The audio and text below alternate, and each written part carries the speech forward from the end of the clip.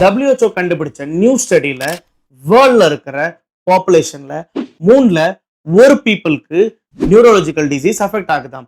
இதுல migraine, stroke, Alzheimer's, epilepsy and sleep டிசார்டரும் cover ஆகுது. ஸோ எக்ஸ்பர்ட் என்ன சொல்றாங்க அப்படின்னா, இதுக்கு மெயின் காரணம் ageing population, stress, pollution and life style factors தான் மெயின் காரணமாம்.